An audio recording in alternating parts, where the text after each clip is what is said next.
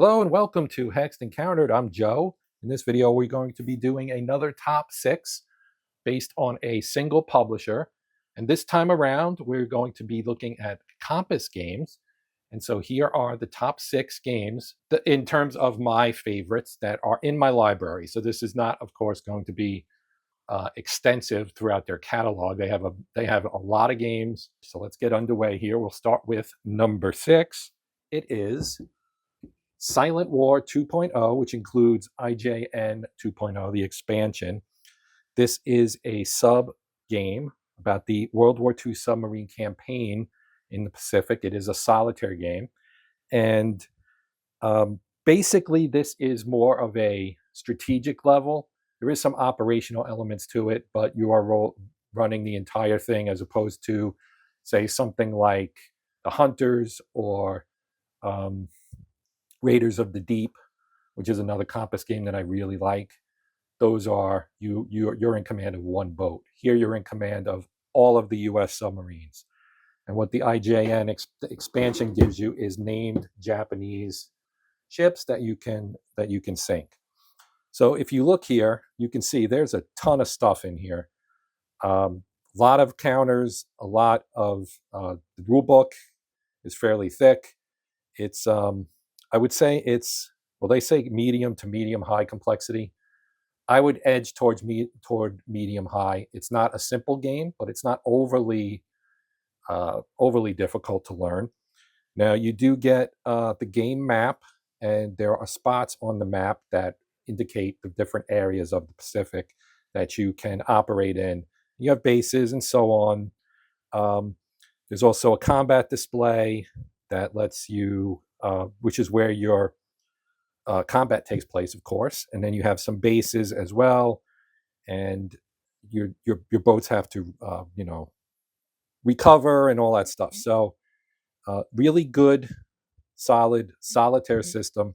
You can see some of the counters here. Each boat has its own counter in terms of type, and you can see some of these great, well, they're not really type, but you have the swordfish here, right? And then Argonaut up here, Tautog, and all of the types as well. And here's the S-44, which is an older boat.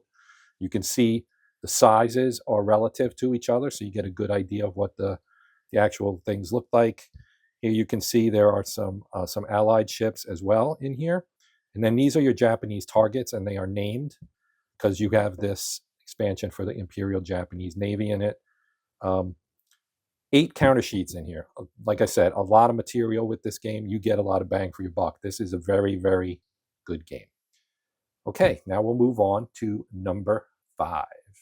And coming in at number 5 is the game Hearts and Minds Vietnam 1965 to 75. This is more strategic level, covering the entirety of the Vietnam War, and really well designed. Again, it is something that can be played solitaire. You can also play the 2-player version. And it's medium complexity. Each turn is a year. You can see the map. The map is really nice, and it's got various areas that you work in. And it's provincial, right? And it's area movement. So the map is mounted. This is a very, the components in this game are very nice. You get cards, you get counters. There is a good solitaire mode for this game. Now, this is a game that originally came out in 2010, and this is the Compass version, which is in typical Compass fashion, kind of a deluxeified version of the original version. It's card-driven, it's area movement, and it has a lot of different aspects to it. There's military stuff, there's political stuff. It does the whole Vietnam War environment very well in terms of, the quirks, I guess you would say, of that particular conflict, the very political aspects of it. And again, you've got all of these here. You can see Dove and Hawk is kind of a push and pull in terms of war support and things like that. So it does a really good job of modeling a lot of the things. The Ho Chi Minh Trail's in here. You've got hidden VC units.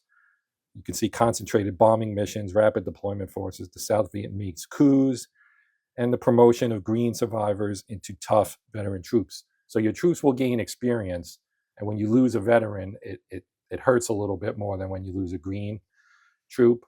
But and then you can see the cards here, which are really nice.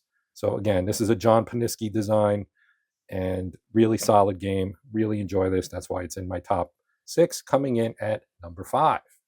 Number 4 is another solitaire offering. This is Carrier Battle Philippine Sea from John Southard. And again, this is kind of a revamp of a previous game. It's not a remake, but it is a kind of re-envisioning of a previous game that was also done by John Southard. Now, this covers the largest carrier battle in history, which was known as the Marianas Turkey Shoot. It is the Battle of the Philippine Sea, as you might guess by the title. And it was fought during the invasion of Saipan in June of 1944. So you command the American forces, and you're looking for the Japanese fleet so that you can sink it, because the U.S. had a massive advantage in terms of carriers and aircraft and just ships in general. This was towards the end of the war. The Japanese sent their carriers out for one last kind of go at it to try and slow down the American advance through the Pacific, and it ended up being, as you might guess from the Turkey Shoot nickname, it ended up being a kind of a wipeout in terms of damage done to the Japanese. So this one is a little bit more on the complex side. You can see here it says medium to high, or medium high, and I think that's fair. There is a lot to it. It is program. They do give you programmed instruction. It mentions that right here, that you can kind of play through smaller pieces to get the whole picture, and then when you play the entire campaign, there's a lot to it, and it's really, in terms of a solitaire game modeling a battle that was completely one-sided, this game does a fantastic job of making that interesting. Because if you look at it on the surface, this was a wipeout battle. So having the player run the Americans and try to succeed as greatly as those forces did historically is the big challenge. So great game, big map, 3 counter sheets. It's got all kinds of stuff in here. You got an air raid flow chart, a game turn flow chart. There's all kinds of stuff in here.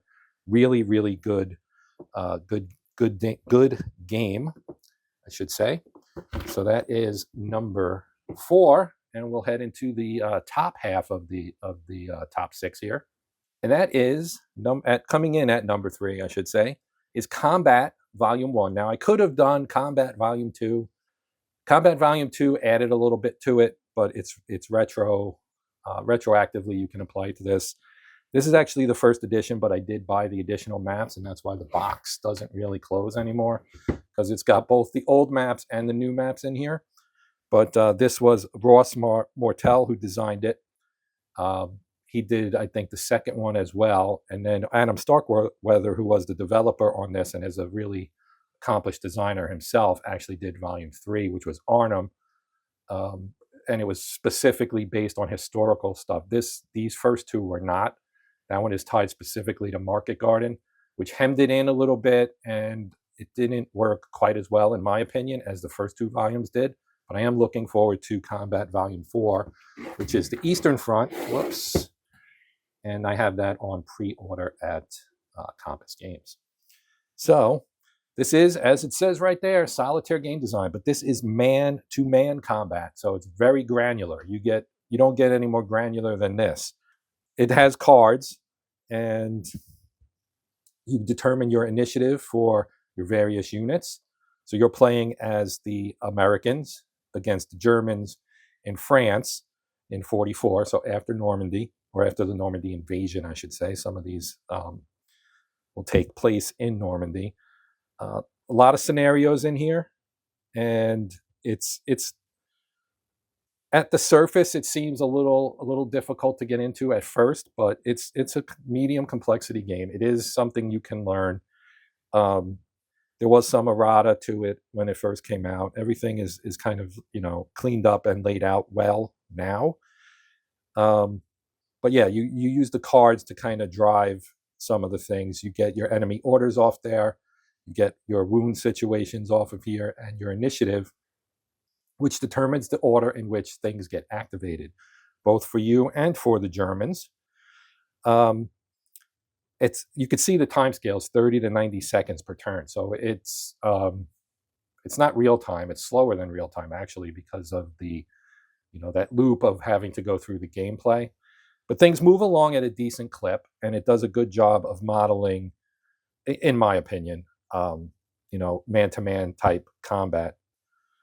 And so I mean, you can see the comments on this with Battle from Band of Brothers or the old Combat TV series. It does give you that kind of feel. It 3 to 4 hours to play the scenarios. That's probably fair. And it is man-to-man, 10 yards per hex, and you've got bigger counters for the individual soldiers, and then smaller counters kind of as markers. They're information counters according to here. But yeah, really nice game. For 1 and 2 are great. 3, I would say, is good, but not quite as good as this one and number 2. And coming in at number 2, speaking of 2, is Night Fighter Ace. This is Gregory M. Smith design. And as is the case with most of his games, not all of them, but most of them are solitaire. This is a solitaire game where you fly as a pilot of a night fighter for the Luftwaffe as they take on British nighttime bombing raids over Germany. And it says right here, air defense over Germany, 1943 to 44. Right? So if you've played some of his other games, the general approach will be familiar.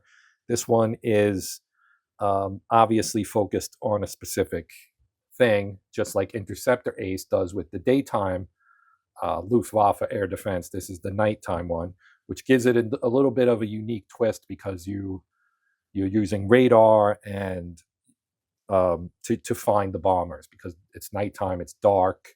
The moon has an effect. The phases of the moon will have an effect on your missions.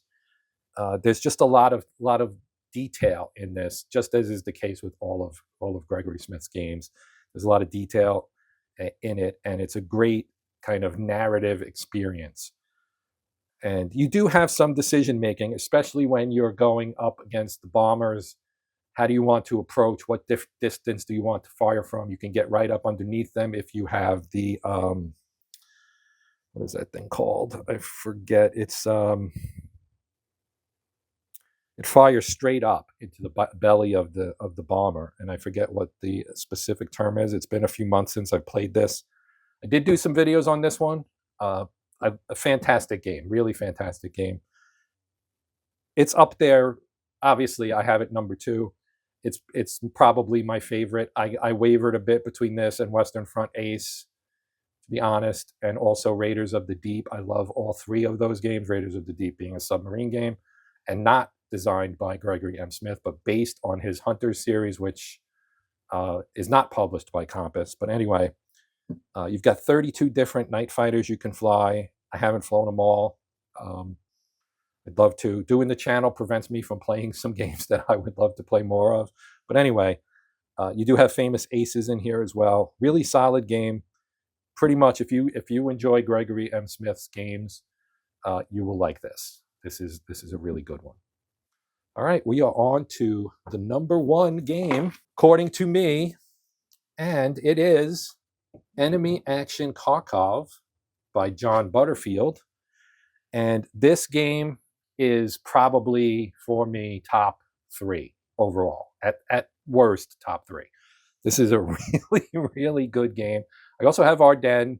I'm not that much of a Bulge guy, but that game is great as well. This one, because I do like the Eastern Front, this one is just fantastic. 3 games in one, basically.